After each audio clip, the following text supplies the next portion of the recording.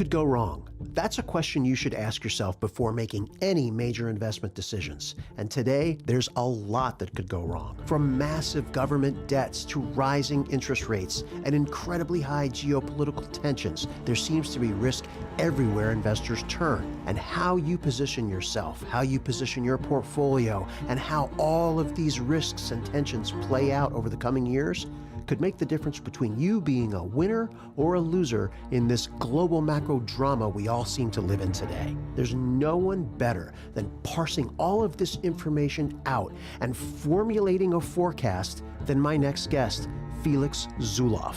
Felix was the global strategist for UBS Bank, and he was the head of their institutional portfolio management group. He served on the executive board of Clarendon Bank, and he founded Zulauf Asset Management. Today, he manages Zulauf Consulting, where he consults for some of the world's largest and most influential institutional investors and family offices. I can't tell you how proud and happy I am to be bringing to you today in Global Macro Update, a detailed, thoughtful conversation with Felix Zulauf. Felix, it is always such a pleasure to be with you. You're one of the top macro investors of our era.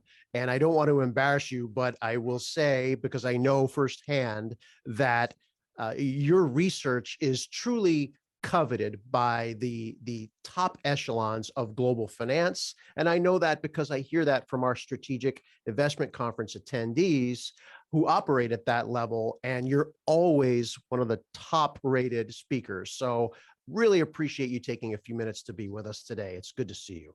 It's an honor to be with you, and thank you for inviting me. You make me blush, of course. It's very flattering, but I have made my mistakes during my career, and the future is always difficult to forecast, but I'll try my best. Fair enough.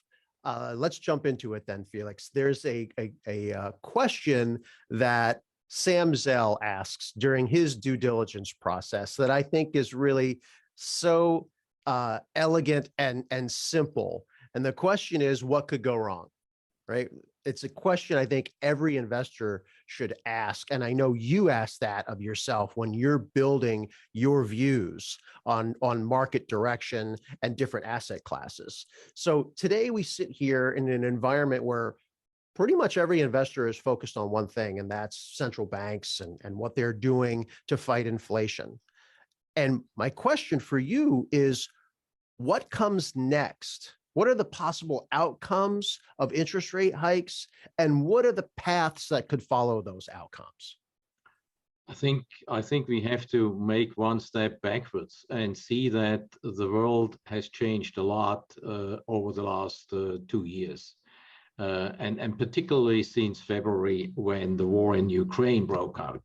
Not because of the war in Ukraine, but because of what it means for the geopolitical landscape.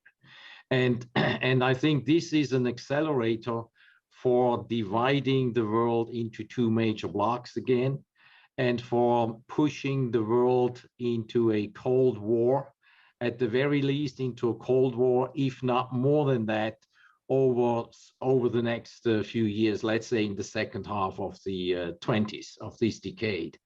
And therefore, you cannot analyze the markets solely as we did in the past 30 years, when we had accelerating globalization, when we had a free capital movement, when we had free movement of people everywhere. This is all changing, and it's changing the world quite dramatically, because it will disrupt supply chains. We have seen some of that during the lockdown period of the pandemic, but I think the geopolitical situation, or the change in the geopolitical situation, will disrupt supply chains in the future. And the US is almost self-sufficient in energy. Europe is not. Europe depends on others. And now that Russia is off the table because of sanctions and boycotts, we depend on the Middle East. And the Middle East used to be an ally, or the Saudis used to be an ally of the US, which is not the case anymore. The Saudis are closer to China these days than to the US. So the whole equation is much more fragile than it used to be. That's a different setup. And so something going wrong in the geopolitical landscape changes many things in the world of investments. And it changes capital flows. And the other thing is that our system is more levered than ever. And therefore, if something goes wrong, something could go awfully wrong. And we do not know the exact amount of derivatives and how the derivatives are out there, who holds all the bag and all that. We do not know. So we do not know the distribution of the risks in our system. We know some, but we do not know the whole truth because it's hidden. And therefore, if something goes awfully wrong, let's say China and the US would intensify the conflict, that would change the world quite dramatically. And that would lead to further supply disruptions. It would lead to more inflation, higher prices, less availability of many goods, etc. And it would change many business models of companies. And that changes the whole equation. I mean, in a world where every analyst has a business model in his computer of all the companies he follows, and he just needs to turn a little bit here and turn a little bit there to come up what the earnings will be next quarter or the quarter thereafter. All of a sudden, this is all worthless. And something in the geopolitical situation could go wrong. I think that is the biggest potential problem that I see. And then from there, it deducts to other problems. I think central banks are less of a problem. The central banks have led us into a situation where the industrialized world developed an economic model that governments underwrite the economy and support it with extensive fiscal stimulus whenever there is a problem. And the amount of debt didn't didn't create any problem because interest rates were low. Mm-hmm. And therefore, the central banks could underwrite it and interest rates did not react to it. And that was the world we come from. But that world is over. From now on, I think, and we saw that in the UK for a moment this summer when Liz Truss came out with a fiscal stimulus program and cutting taxes, all financed by increasing debt, and the bond market reacted sharply. Yes. And I think we will see more of that in the next 2-3 years going forward. That means we cannot use the same model as we did in the past, or only with consequences that are very painful. So Felix, you bring up a lot there. And the thing that catches my eye, if you will, is you spoke about the Saudis and their changing alignment from the US to China. You talk about the sort of a global decoupling in terms of manufacturing. And I hear all that and I think about what does that mean for the US dollar, the current world reserve currency. It seems like there are a lot of actions happening that would make the world want to move away from the US dollar as a reserve currency probably for good reasons, certainly from their perspective. Do you see that process in play? Do you see it accelerating based on actions of some of the other actors? And how concerned are you about that? The process is in play. And, when you look at the world, and you look at the world map, and you take red for China and blue for the US, in the year 2000, when you painted in blue all the countries that had a bigger trade with the US and all the countries that had a bigger trade with China in red, the world was blue. It was in red was only China and North Korea and and that was basically it. The rest was blue. When you look at the map today, you know, all of Asia is red. Africa is red. South America is red. More than half of Europe is red. And what's left is Great Britain, US, Canada, Mexico, and maybe the Netherlands, and that's it. It's a completely different world. And we Westerners still look at the world through the eyes of the year 2000, when the US was the dominating factor in the world, and our currency system was based on the dollar. It still is. It's a dollar-based system, and actually it's a no system because it has no firm rules, but the dollar has been the main reserve currency. The Biden administration has used the currency and also the SWIFT payment system as a political weapon. And all those countries that are in red have seen that.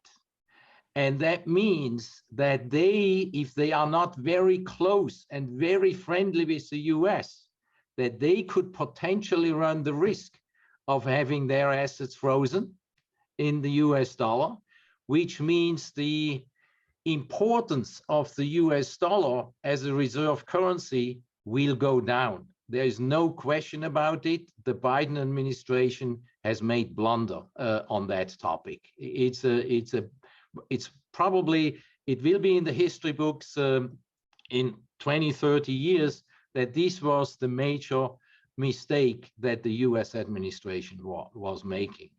So I do not believe that the dollar will decline and collapse right away, but I think it's a process.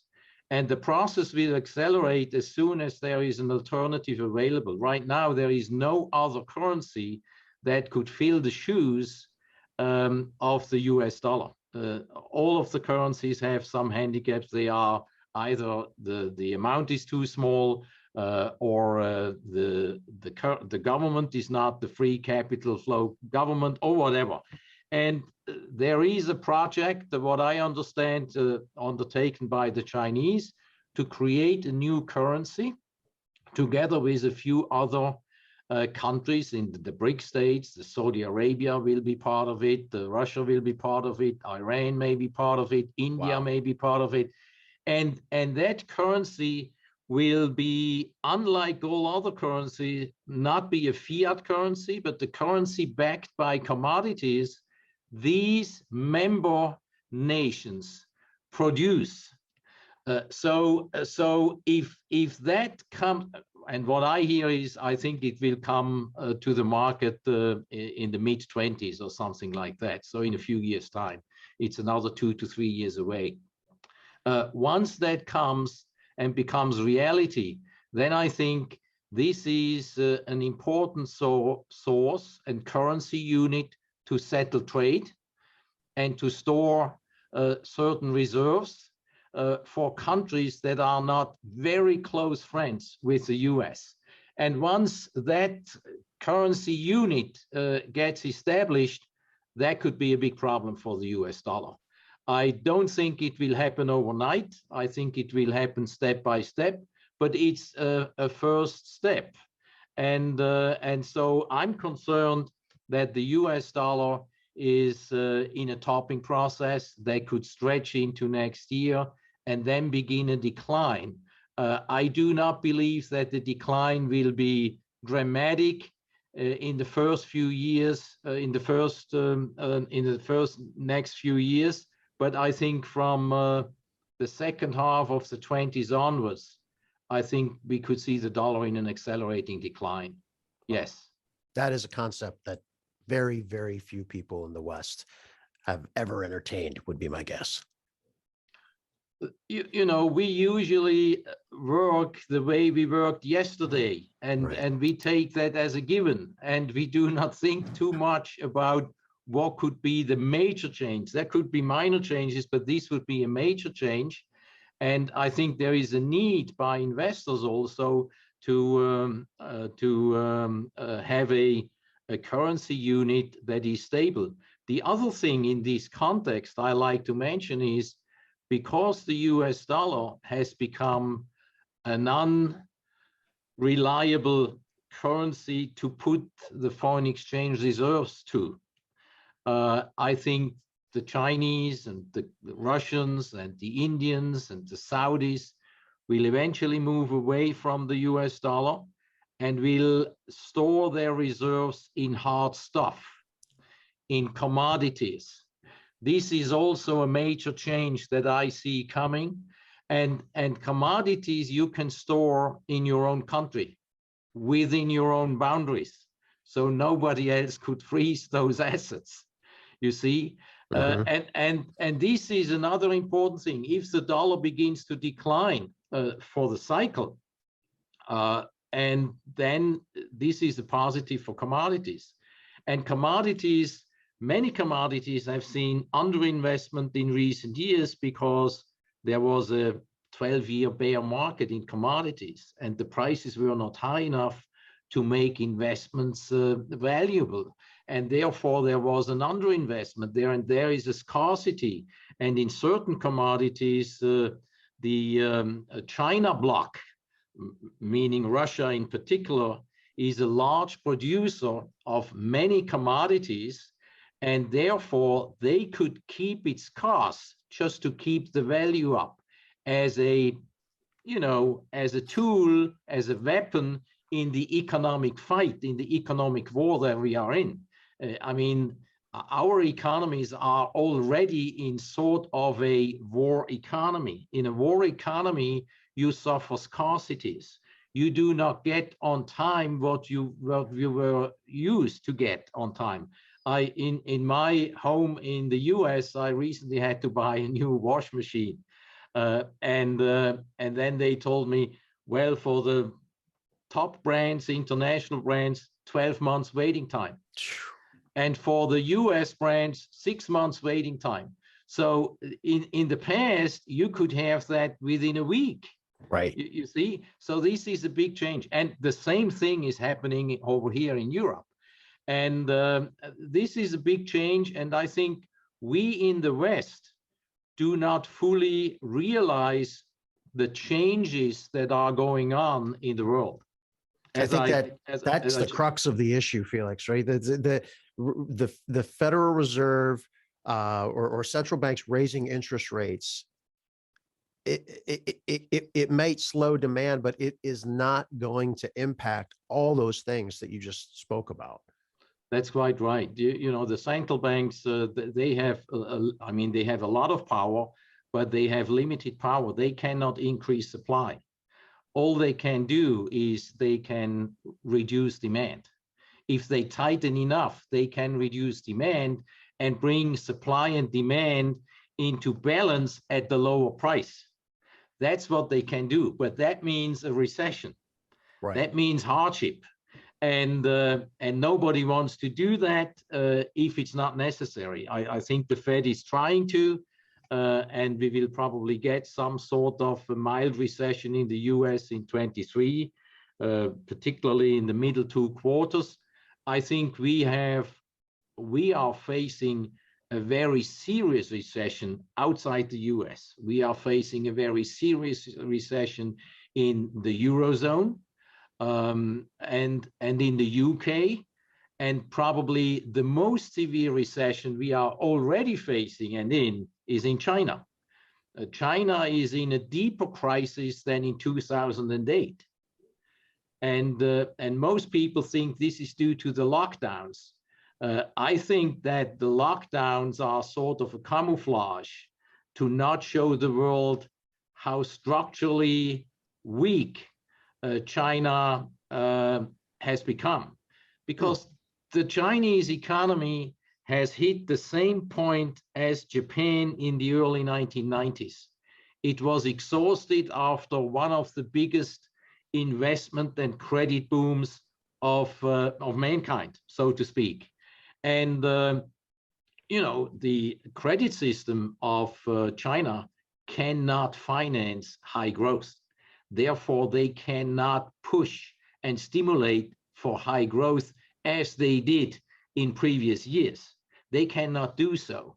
And I think instead of showing the world what their structural problems are and how weak they are, they have decided to use the lockdowns as a camouflage for internal and external showing that because we care so much about the health of our people, we have economic weakness to deal with, but I think the true factors are very different in nature.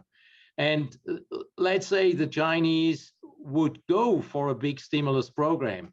If they did, and they could just, throw on the printing press. If they did that, they would create a currency crisis. The renminbi would collapse, and they would then trigger something very similar to the Asian crisis in 1997. And if they did so, they would jeopardize their long-term goals in trade and politics in Asia and the rest of the world.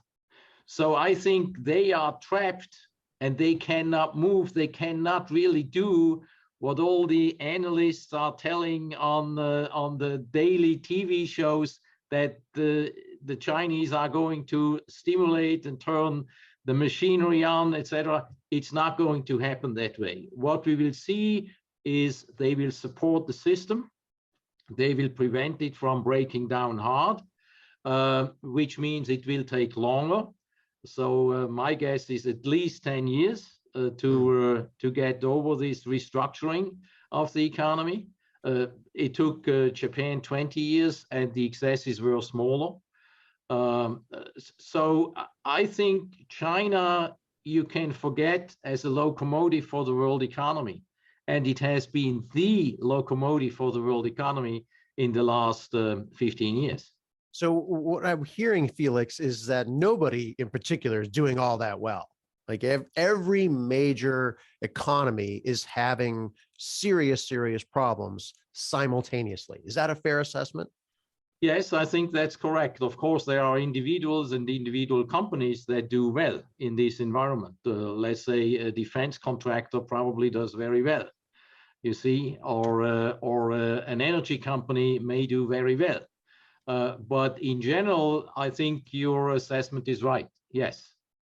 So it's a big challenge. It's a big, challenging environment. And the challenges are different from the past, because in the past, it was basically a temporary cyclical problem that had to be solved. And it took 2 quarters, and then we were out of it. This is a structural challenge that we are facing. So Felix, how would you explain to an individual investor what they're up against and how they should be thinking in terms of their portfolio? I'm not asking for specific advice, but just in general, your clients and you personally are highly sophisticated. You're able to employ unique structures and strategies, but if you're speaking to a friend that you meet on the street, what do you say for them in terms of caution or direction? Well, the world is very complex, as you say, but we have to try to break it down and come out with the essence of it. And the essence is always simple. The essence is we will most likely go through a decade of roller coaster markets. Ups and downs like probably a whole generation has never experienced before. And if you want to go through that roller coaster with a passive portfolio, whatever it is, 60-40 or whatever, you may end up with a unsatisfactory return or with a very disappointing return. And you may even lose in real terms and end up in real terms poorly. And I think what you have to understand is that you have to make important decisions in that roller coaster environment to buy and hold for a certain period, and to sell and be liquid and preserve capital to buy again later on. And of course, sophisticated investors can go short during the down cycle, which is not for everybody's taste, of course. But if you can take out, let's say, 70 to 80% of the bull cycle in magnitude, and you can preserve that for the next bull cycle, you come out as a winner.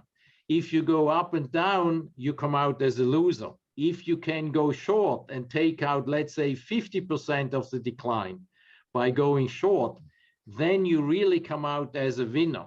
But I think what's important to understand is that the society will come out as a loser.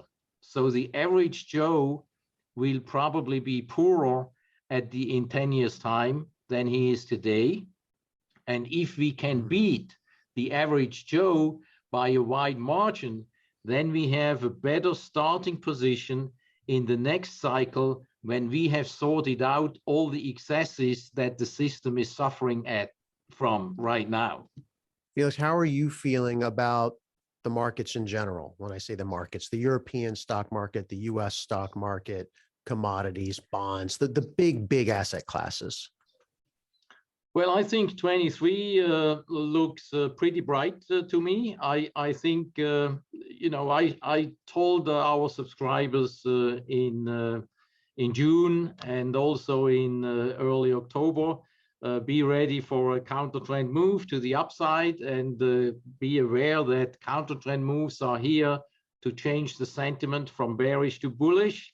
And that is what will happen. And once they are bullish again, the next decline will come. I think we are in for the final decline in the cyclical correction from the peak early this year. And that decline will likely go to new lows. I said a year ago, we will probably decline about 30% from the top in the major indices. I think NASDAQ 100 was down more, 35.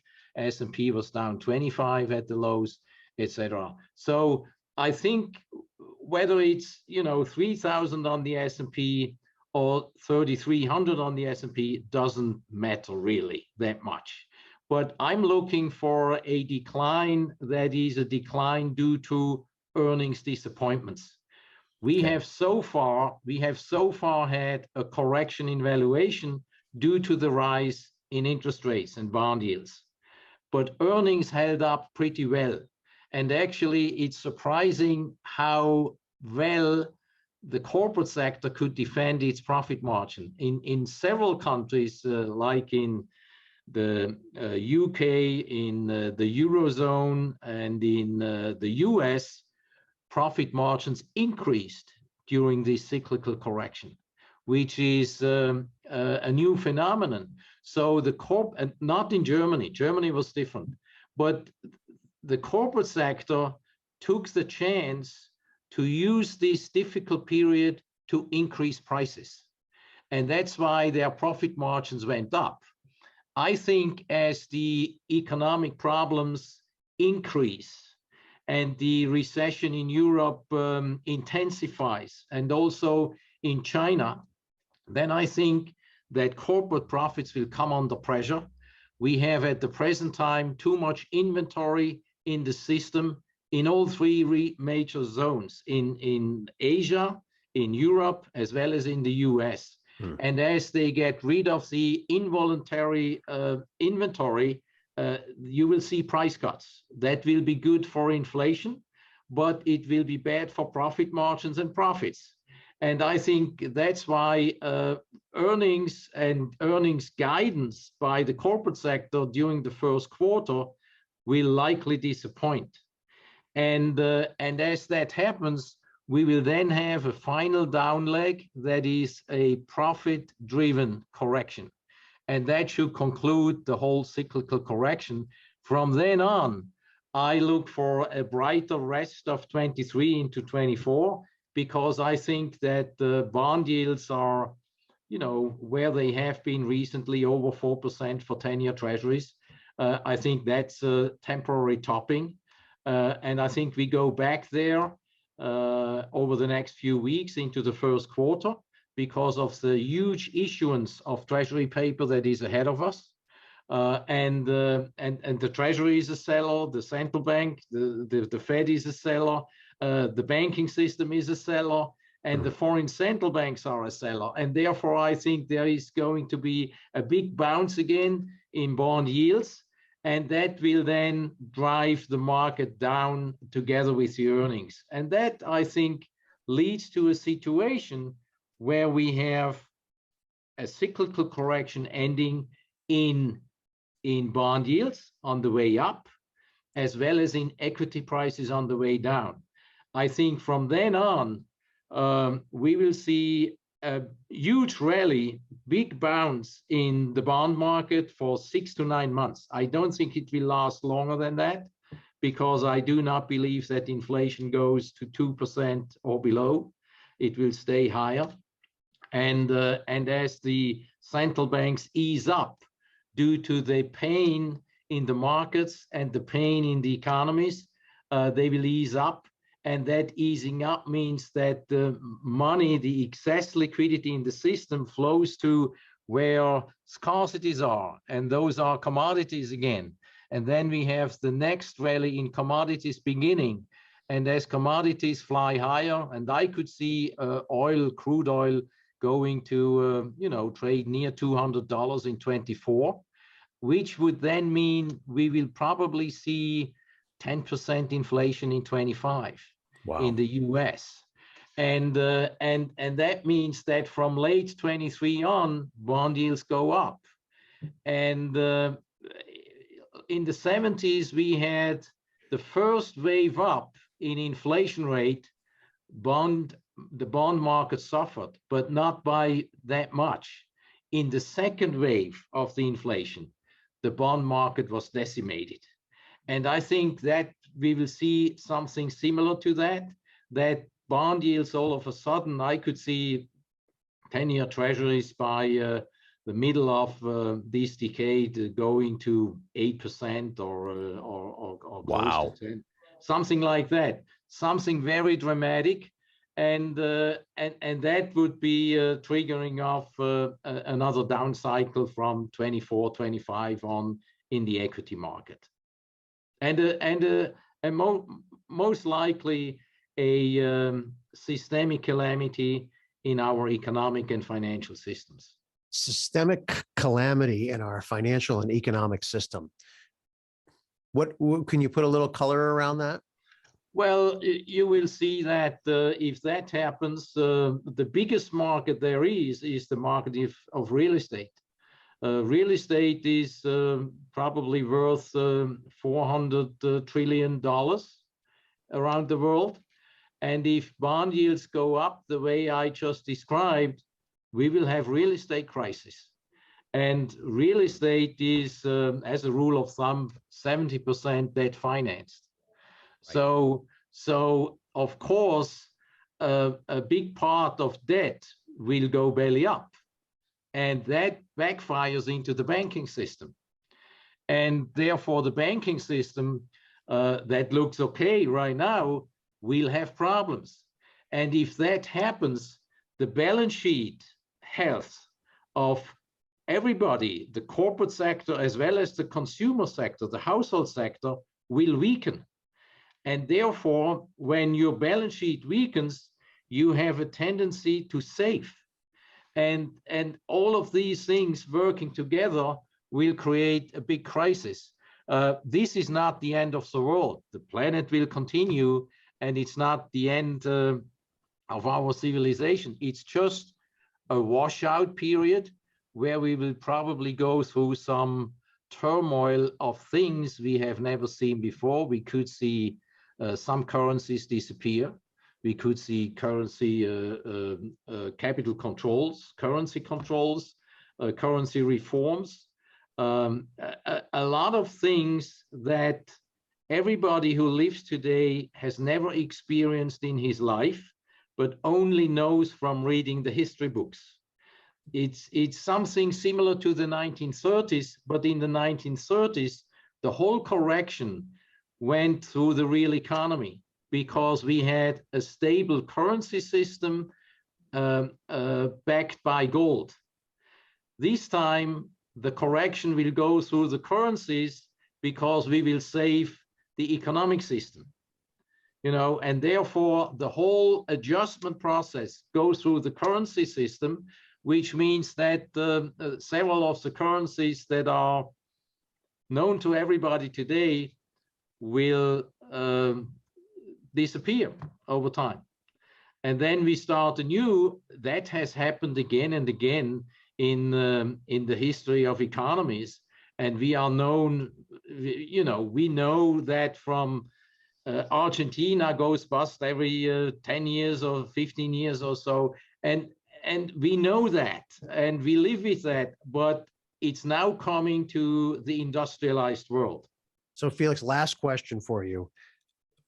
What would you call a good store of wealth, given everything that you've just described? Would it be low leveraged real estate or no leveraged real estate, gold, other commodities? It feels like hard assets certainly will play a big part in that. What are your thoughts on where to store wealth? Yeah, I'm not the gold bug, but I do believe that gold has not performed the way the gold bugs expected over the last 10 years or so. Gold has, when you would tell somebody what the central banks have done, how they expanded their balance sheets, how the governments went into debt like mad, you would be disappointed to see gold only trading at $1,800. Right. But I think gold has been tested through history, and I think that is a period that I described just before, where gold would do very well. And it's not to get rich; it is a way to preserve your savings, your assets, your value. I also think that with shares and stocks of good companies, you can go down 50 or 60%, but the companies will still be there if there is a new currency put in place. The company will still be there, and if it's a good company and a solid business model, it will continue to make money later on. So you could say, I go with productive assets. That's another thing. I think what is really the big loser in the whole game are nominal assets, like bonds. Felix, it's always a masterclass speaking with you. I really, really appreciate you taking a few minutes for our Mauldin Economics viewers today. Great to see you. It's been a great pleasure. Thank you very much for having me, Ed. Thank you, and all the best. I hope you found this week's Global Macro Update interesting. If you did, please take a minute to subscribe to this YouTube channel. This is the channel where I'll be interviewing every week the world's top economists, investors, and analysts, all with an eye to helping you and I become better investors, and I'd really love it if you'd come along on this journey with me. My name is Ed D'Agostino from Mauldin Economics, and this is Global Macro Update. Thanks for watching. See you next week.